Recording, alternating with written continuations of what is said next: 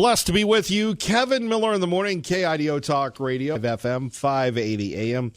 Don't forget, today is the day you can register for St. Luke's Fit One. Going to be a marvelous race. I love being out there with my cup of coffee, cheering everyone on. And why not get fit or have fun?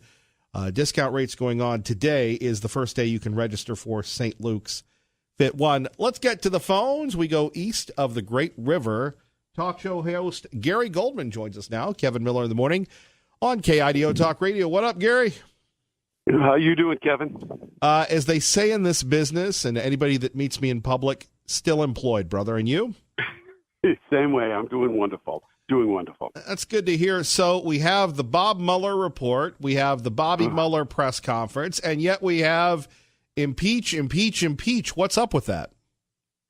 Well, first of all, I mean, look at everyone was saying, look, nothing to worry about with Mueller. He's non-biased. He's nonpartisan. He's the perfect guy for this role. The fact of the matter is, Mueller, is not. He's very biased. I look at it. He's working on behalf of the Democrats. If he had something to say, it should have been said when he released the report to the AG. That's my opinion. Let's release the report. Say what you have to say. I personally don't think he got the response that he was intending to get from when the report when it was released. I actually think he thought people would be more outraged. They'd want a further investigation. And I think the American people said, or a good amount of them said, look, that's the report. Let's move on. Except for this group, especially in the House, that wants to continue this crazy impeachment process based on facts that just do not add up, Kevin. The facts do not add up here. And I think it's purely a cover-up and purely a way to distract what's going on as we get into this 2020 election cycle, because they don't have a platform. The Democratic Party does not have a platform. They're pretty well splitted. So why not keep this pressure on Trump, keep this narrative that, something went on here and we have to investigate. I think that's exactly what they're doing. It's a waste of time and money is what it is. Well, they truly, Gary, seem to want to throw everything on the president, but God bless the Attorney General and God bless everybody else for trying to uncover why they went after the president to begin with. I mean, the dossier, the Andy McCabe, Comey, all these facts matter. And what I love is when they say Russia attacked us. Okay, and Gary, you talk about this on your show all the time. Russia attacked us. Well, why didn't the DNC cooperate with the FBI? Because they hacked into the DNC. Right. Look at the Russia. What went on with Russia is not the first time it's happened, and yet the Obama administration really did nothing about it, even to the point where warning the then candidate Trump what was going on and things they should be aware of. AG Barr is the perfect individual to handle what's going on now. He's investigating. He's looking at numerous levels, and he's going to find out what went wrong here. Obviously something went very wrong, and it's very dangerous what happened here. An attempted soft coup in the United States of America, something we talk about in other countries, and we throw our arms up and say, how could this happen? These things should not be happening in other countries around the world when and if they take place. But yet, the American people are sort of like, well, it was only Donald Trump. It has nothing to do with Donald Trump.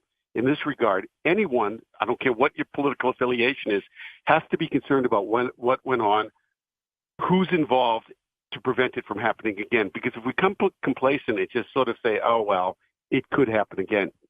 But Barr is going after these people. He's going to, continue the investigation. And my feeling is, Kevin, as soon as he indicts somebody, and they're brought to justice, then you're going to see the tone completely change, because at that point, they're going to know that whoever was involved in this is going to be looking over their shoulder and know that they could be the next knock on the door could be for them. And I think that's what needs to take place to quell this thing, this nonsense about collusion and everything else that they still think the president did. It's just totally outrageous, and it's a waste of our time and money when there's issues, immigration, infrastructure, education, a number of things that we should be dealing with on a daily basis. Well, and we, you do believe that will happen, though. Oh, I do believe that that will happen. Yes. Boy, without a doubt, I do believe that this will happen. Gary Goldman joining us, talk show host in Boston, KIDO Talk Radio. Kevin Miller here in the Treasure Valley. All right, Gary, let's take a look at the wall and just how dangerous this is, that we're ignoring things and, people are just flooding in. They're literally flooding the zone. Yeah. Look, the first thing that we have to change is this asylum law. Come here and seek asylum and, come on down. You're welcome. Look, you talk to federal, state, and local law enforcement, and they will all tell you how dangerous this is. Look, it's becoming obvious, Kevin, that it's dangerous on a number of levels. A safety level for the types of it, who is coming into this country, why they're coming here, gang members, drugs, trafficking of human beings. That's one level. Now we're finding out another problem, diseases that are now, we're looking at diseases that have come into this country that we haven't seen in a long time. So there's a big danger here on a number of different levels, and just ignoring it. I was laughing. I think it was last night. I was reading an older article that Nancy Pelosi put out. I call old a couple of weeks now, saying, the Democrats aren't ignoring the situation on the border. Then what would you call it, Ms. Pelosi? What would you call it? You don't want to take any action to deal with this because President Trump is trying to deal with it, and anything the president wants, you're going to be against. Forget about what benefits the American people. But it's a big danger. Look at the gangs alone. When you talk to law enforcement on and off the record and talk to what's going on with these gangs and the drugs and the killings within cities and towns amongst us, very scary, Kevin, and very dangerous. It is. Gary Goldman joining us, Kevin Miller in the morning, KIDO Talk Radio. Let me see if I have this clip. We played this earlier, and I'll get your response to it.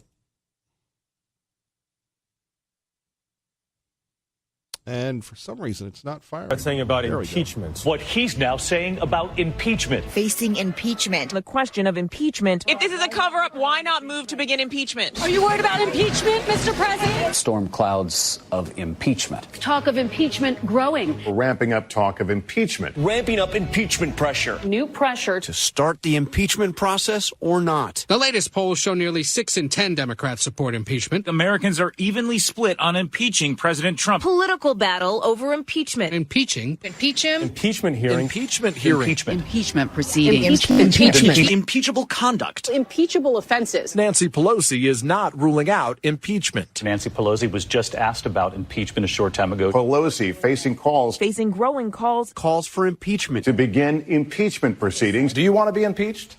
There we have it, Gary, and you've heard those clips. Not only do we have the Democrats that are crazy, but you have their partners in crime, the Fox watching the hen house, the media pushing this agenda. Yeah, well, first of all, look, if they want to start their impeachment hearings, let's go. Start your impeachment hearings. I personally think it's going to backfire on them. And what are you impeaching over? What are the crimes that you are trying to impeach this president over? And I think that's where, obviously, it's all going to fall apart. They use the word, that the mainstream media and the Democrats use the word impeachment like they use gun when there's a horrific event in this country. Certain words trigger people to think a certain way, and the word impeachment, a lot of people in this country hear that word impeachment, they think the president did something wrong. They haven't looked into the facts. They're just assuming, because the mainstream media is saying it, and some people in the House and Senate may be saying it, that it's the truth. Look, if they want to start the process, I'm not sure where they're going to go on this. I think they're a little bit torn because they know the ramifications of it. But personally, I think it's going to help the president's reelection if they start this impeachment process. There's nothing to impeach this president over. They can tell us all day long that they want to impeach. I want to know the charges you're going to bring against this president. Finally, Gary Goldman joining us, Kevin Miller in the morning, KIDO Talk Radio. You're up in that region where they have the nation's first primary, just outside of New Hampshire. Who looks good to you? Who do you think the libs are going to love in Iowa, New Hampshire, Nevada, and South Carolina? Any one, or do you think it'll be a couple? I think there's a couple you're going to look at. I still think Bernie's someone you have to look at. Look at Joe Biden's very, very popular. I'm not sure Biden will end up being the guy. So I think you have to look at Biden, Bernie, and the mayor. The mayor. I always mispronounce his last name. But he in this neck of the woods, they talk about him a lot. And only from the fact, not what he has done or what he's accomplished. It would be great to have the first, gay mayor in office. I don't care who you are. I just want to know what your platform is, what you plan on doing to better the country. Those are the three I see right now. I've been reading some articles, even the Boston Globe, that sort of pushed her aside, Elizabeth Warren. They're saying she's picking up momentum. I don't particularly see that yet, but only time will tell because this is one crazy election cycle, Kevin. Gary, we appreciate your insight. Thank you, brother. Thank you. Have a great day. You too. Gary Goldman joining us, talk shows host from Boston. From Boston to Eagle, Idaho, Mark always has something to share with us. Good morning, Mark.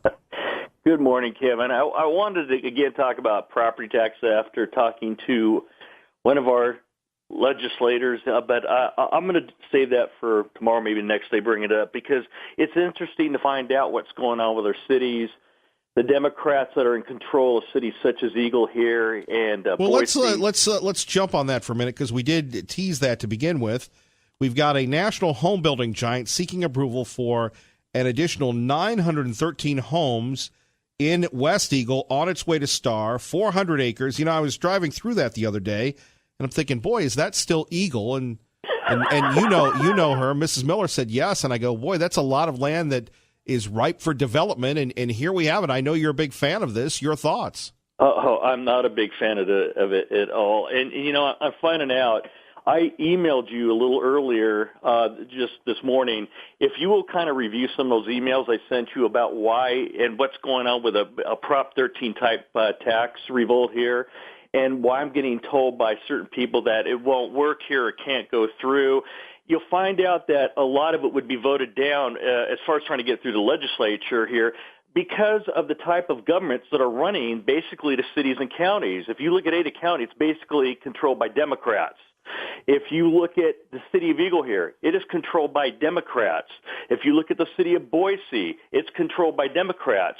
You will see by one of the emails that I sent you about the cartel of the realtors, the developers, the builders that don't want this to stop. This is what's causing all of our property taxes to go up. There's a lot more behind this. But the reason why I had called, Kevin, had to do with, you had a caller that called in about, what's going on with our nation and socialism.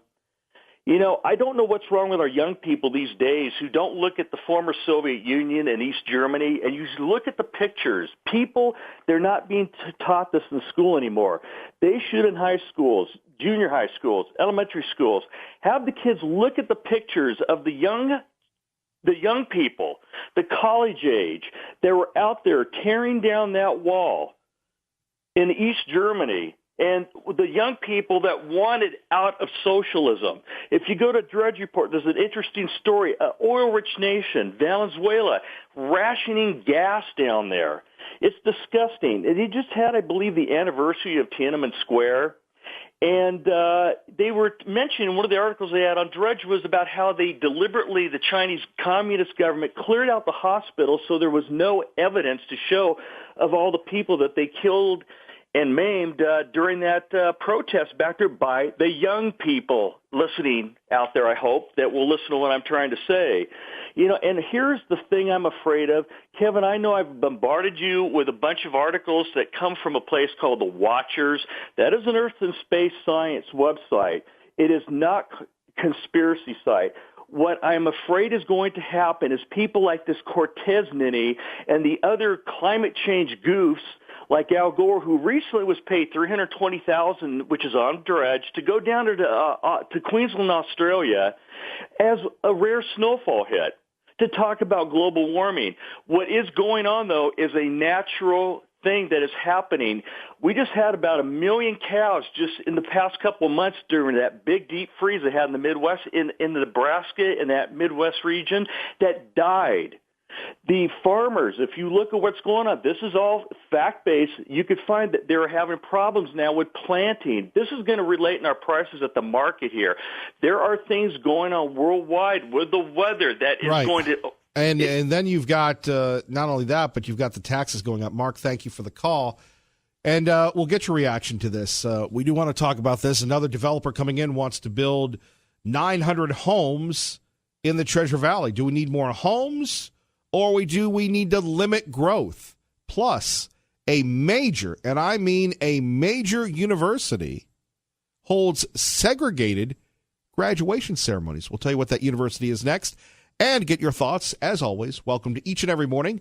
Kevin Miller, KIDO Talk Radio. Kevin Miller in the morning, KIDO Talk Radio. Don't forget, keep it here. Glenn Beck rolling with what's right all day long on KIDO Talk Radio. Hillary Clinton telling Breitbart and others Bernie is a sore loser and, quote unquote, he'll burn the place down. Apparently saying that her 2016 primary opponent would rather go scorched earth than graciously lose the race. Now, I think Bernie has a right to be a sore loser. Think about what they did to him, the collusion, Donna Brazile, the stacking of the primaries, the superdelegates. Yeah, I think sometimes being a sore loser is underrated, so good for Bernie. And apparently they're trying to do that again. And whether you agree with Bernie Sanders on socialism or not, the fact that a young man or not so young man in his mid-70s or late 70s can harness the power of the young people, as mistaken or misguided as they are, shows you that ageism, like racism, like sexism, does not exist in America today. Very simple to prove that. America is racist. No, it isn't. We elected Barack Obama not once but twice. America, they hate old people. No, Bernie's running wild. In fact, Bernie should have won the Democratic nomination. Look at President Trump in his 70s. Case in point that, we don't need Social Security. We should just all keep working and working and working. Of course, most of us are not living lives like Bernie Sanders and President Trump. Both President Trump, a billionaire, and Bernie Sanders, of course, a multimillionaire. Coming up, we'll tell you about that college with segregated graduation ceremonies and your thoughts on more subdivisions. Do we need more growth in the Treasure Valley? Our time is 8:26, KIDO Talk Radio, 107.5 FM, 580 AM. Let's get you to work safely and on time. Good morning, Dave. And I'm Kevin Miller in the morning. So, Virginia Tech, you ever heard of them? The Hokies. Boise State played them a few years ago. Boise State beat them. Boy, that was more than a few years ago. From our great friend Jeffrey Katz, one of the great talk show hosts in America in Richmond, Virginia. Virginia Tech hosted 10 separate graduation ceremonies for students based on their identity. In May, the university held separate ceremonies for Black, Asian, Latino, Muslim, and LGBTQ, and I guess you throw in the plus students. Many American colleges even offer separate graduation ceremonies for black students. Virginia Tech is one of many universities that have adopted separate ceremonies for student groups based on identity. For example, the dawning of the Kente ceremonies held to commemorate the graduation of black and African American students. Virginia Tech will also hold a lavender ceremony for student members of the LGBTQ plus community. And Mr. Katz writes, inclusion by separation. Tell that to Dr. King, who's under fire anyways. We reported last week for these allegations concerning what they did or didn't do with women in the FBI. But really, and most of us have been born, after the civil rights era. We watched the movies about how evil people were and how noble the opposition was, and they were. How in the world, and this goes back to what we talked about yesterday with the Pride Parade, this is our community, and that's really what the message is, in my opinion. This is our community. If you're not down with it, if you're not part of it, then you need to get out. We see that with the vilification of white males and white people in general. Well, we need more diversity. What does that say if you're not so diverse? Out. Christian Gillibrand. To Chris Wallace, we need the women. It's all about women. Ma'am, what about men? What did men ever do for America? What did men ever do for world civilization? And not to get too far out of whack, take a look at popular culture right now. Who are the heroes in all the movies? It's the young ladies.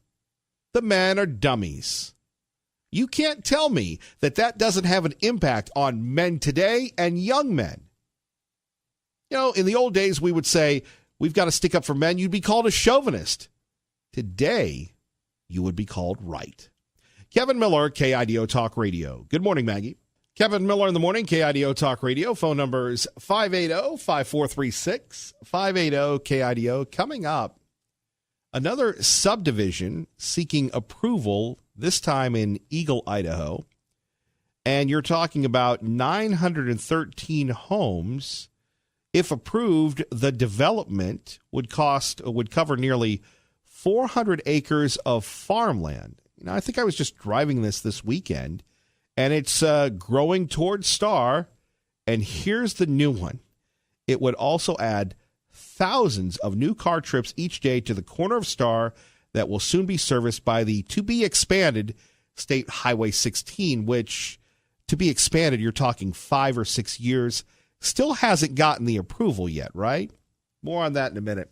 Joining us now, Fox News Radio's Eben Brown, exclusively on KIDO Talk Radio, your home for Fox News on the radio. Eben, good morning. Good morning. So the latest concerning the Parkland shooting deputy, he's been charged. I noticed at the top of the hour this was one of the big stories covered.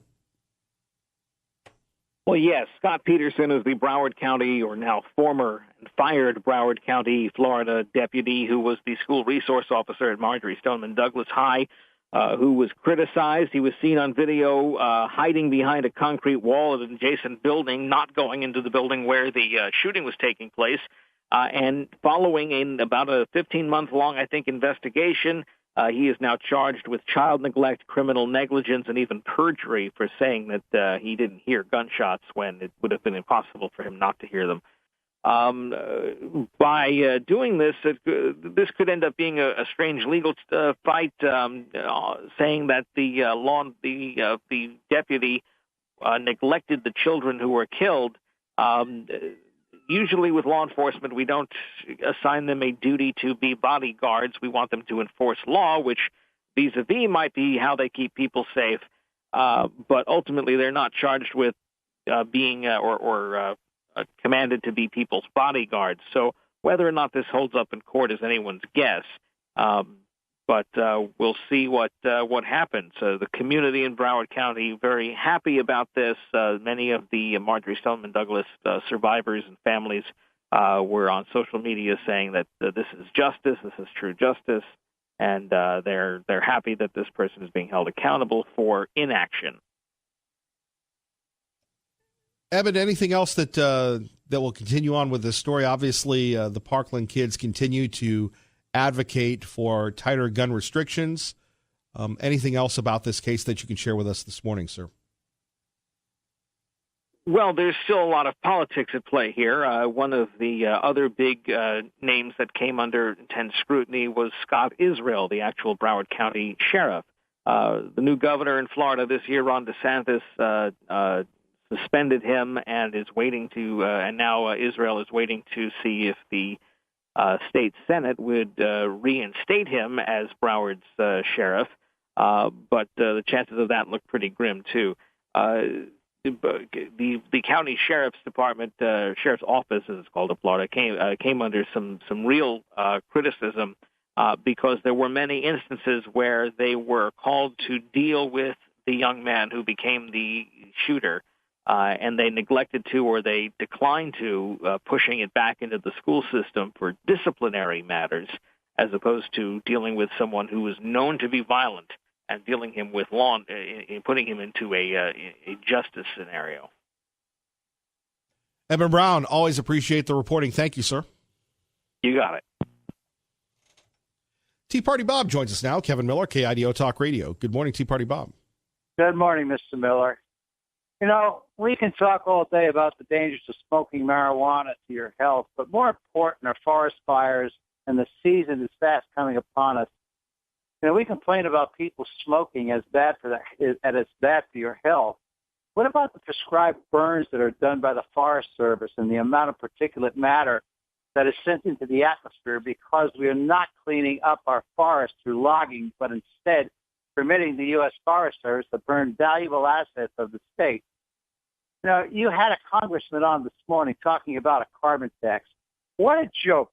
If he thinks that carbon tax is something that is realistic and enforceable, he's a little nutty. The tax is nothing more than another way for the government to dip their hand into our pockets for more dumb projects. Now, if you look at how forest fires affect your health and carbon emissions in the atmosphere, scientists estimate that wildfires emitted 8 billion tons of CO2 each year for the past 20 years. In 2017 alone, the global CO2 emissions reached 32.5 billion tons, according to the International Energy Agency. Now, if this congressman is so worried about climate change, why isn't he talking about forest fires and their effect while visiting Idaho, which has more damn wildfires than most other states? California experts estimate that the blazes that devastated Northern California wine country emitted as much CO2 in 1 week as all the California cars and trucks do over the course of a year. Not only that, but the wildfire coarse particulate matter that we have in the air is becoming toxic to our bodies on an equal weight basis than the same size particle matter collected from normal ambient air from wildfires. You know, we have a problem, and they can solve the problem, but they don't want to do anything about it. You know, this particulate matter contains a silica when entering the lungs can cause many respiratory problems. If you want to stop air pollution and you want to stop CO2, let's stop the forest fires. Let's get people working again and change the rules and start logging and cleaning up the forest instead of burning every damn thing in our way. All That's right. about all I have to say. Duly noted. Thank you. Have a good day. All right. He's fired up. And we're fired up as well. Today is the last day of Dee Sarton at Channel 7. And if you watch Channel 7, if you've seen Dee around, you know that words really can't do Dee Sarton justice. We've had a chance in the past to work with her and our friend David Ferdinand for many, many years at the God and Country Festival. But that is just a part of what Dee Sarton is about as a member of the community, as someone who has not only reported on the news, but made the story about herself. Or not about herself, about the community. I digress there. I'm just sitting here looking at this picture of Dee as she's getting ready for her final broadcast at the Boise Depot today. There's an event at 3 o'clock. It's open to the public where you can say hello to Dee and thank her and move on. And, you know, the television, the media business, like a lot of businesses, is crazy. There's an old Hunter S. Thompson quote where good men die like dogs and flawed men are treated, or thieves and other people run wild and free. And the media business is that way. It asks so much of you and very, very rarely gives something back. And in this community, you have people like Dee Sarton and our friend Mark Johnson, and Carolyn Holly, who have been with Channel 7 for many, many years. You know, you're talking 30, 40 years at one station.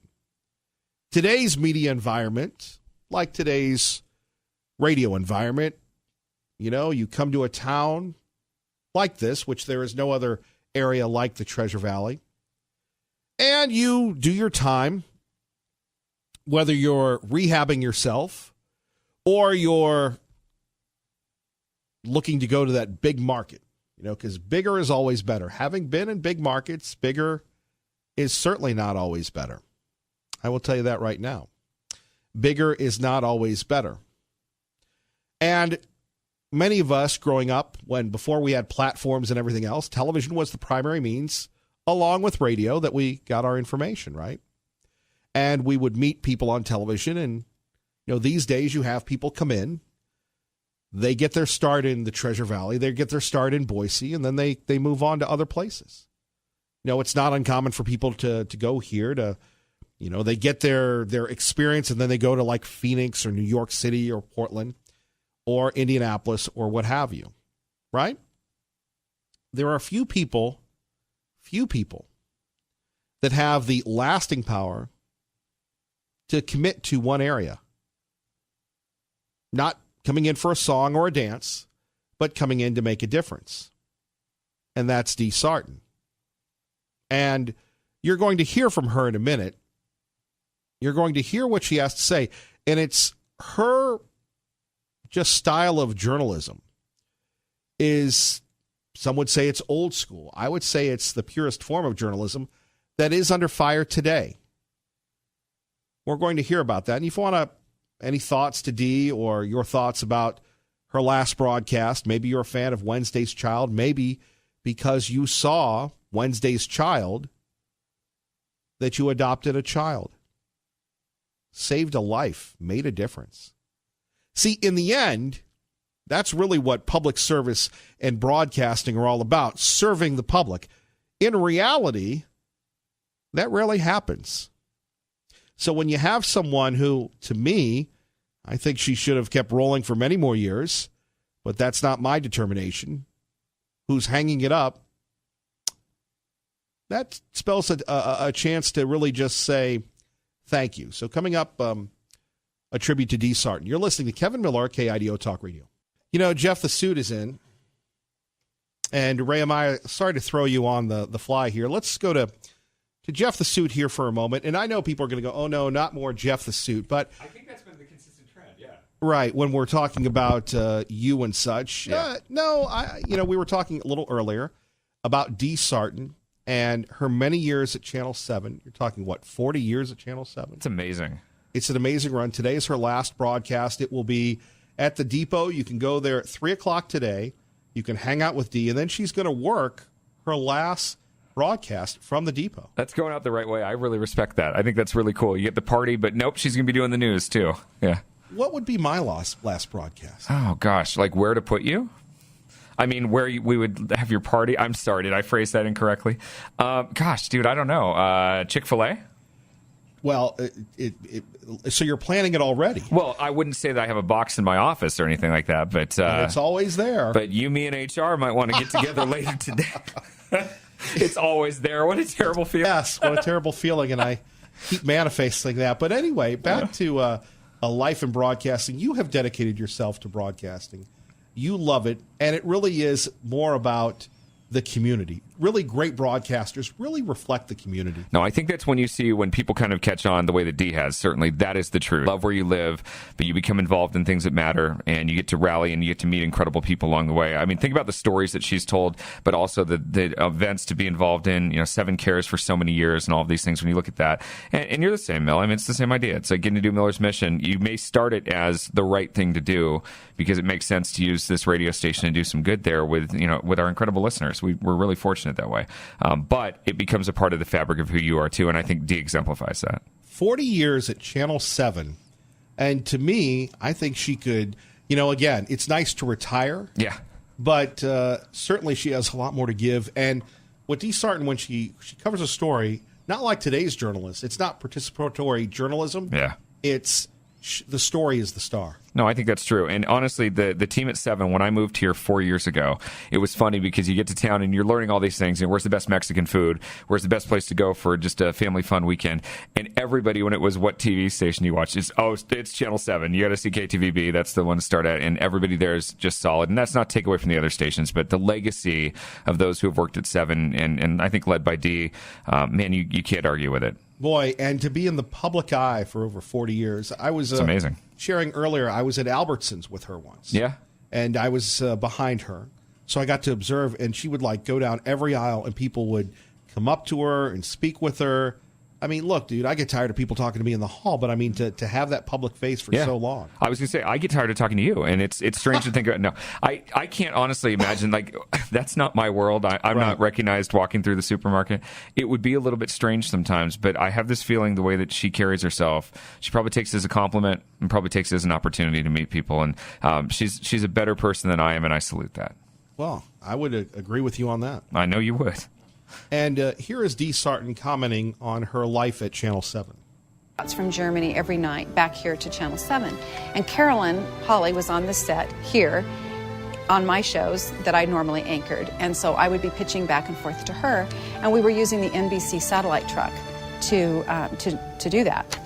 And so before we would go live on the air, Carolyn and I could usually have a couple of minutes to chat about what we were going to talk about and how it was going to go.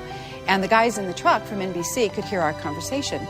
And so one night, I think it was one of the last nights, we got done, and the guys in the truck said, "Hey, come here. I want to ask you something." And so I went over to the truck, and I thought, I felt like I'd probably done something wrong, or, because this was NBC. And we want to ask you a question. Do you and that chick in Boise really get along as well as you act like you do? And I was just mystified. I said, well, yeah, she's like my best friend. No. You mean you're another female anchor at your friends? And I said, yeah, we're really good friends. And they said, wow, that didn't happen very often. That's rare.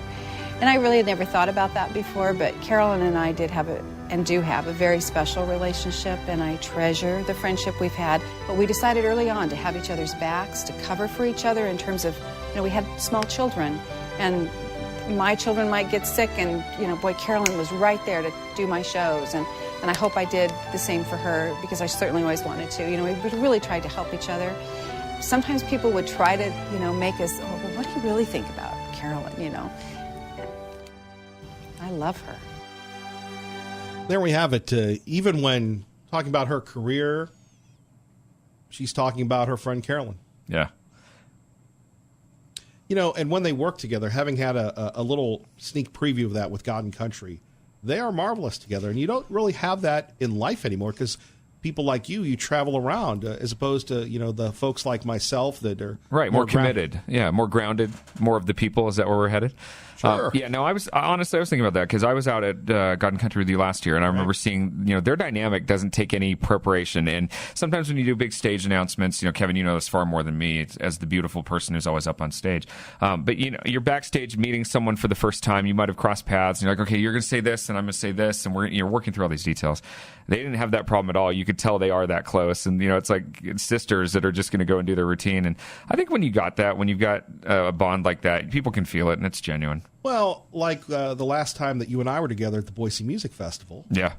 When it was, what is his name, Gustin Malone or Austin Fields? Or sure. Remember that kid, YouTube star Austin Jimmy Mahone, yes. Right, he kept interrupting us. Yeah, well, and you know what? His loss. Don't interrupt the magic. What's the deal here? Exactly. No, it's funny, man. Like, chemistry comes in different forms, right? But I think, you and I have a dynamic that people struggle to understand sometimes. And we're very different, but we click on that. I think people can see when you've got a genuine connection with somebody, and it's infectious. And it's something that some people, they're either envious of, or it's something where they want to get closer to it and see it. And I think they've done a good job, creating that genuine friendship on the air. Like our friendship. Quickly to David Ferdinand, who obviously is a big fan of Dee Sarton in the area. Good morning, sir. Thank you for calling in. Hey, I'm hearing you talking about Dee. I just wanted you to know, yes, she is, she and I go back a lot of years, but, just you can't get any better than that, especially for our community, Kevin, and, the help she does, not only with things like the God and Country Festival, but, just anything you ask her to do, if it's for the community, she's a part of it, and her entire family. David Ferdinand, I wish we had more time. Obviously, we look forward to Dee at God and Country. And again, the legacy of Wednesday's Child, we've got about 40 seconds left. Your thoughts on what that meant to kids and parents and creating families. Oh, my gosh. Putting kids together with families, some of them wouldn't even have thought about it if Dee would not have brought it before the public. I know we're probably all going to be there this afternoon as she does her last broadcast for the area, but she's impacted our area, Kevin, and we certainly want to honor her. And I appreciate you doing that today. David Ferdinand, we'll see you this afternoon at the Depot. Thank you, sir. All right. Bye. Bye-bye. Traffic and weather together, KIDO Talk Radio. Good morning, Dave.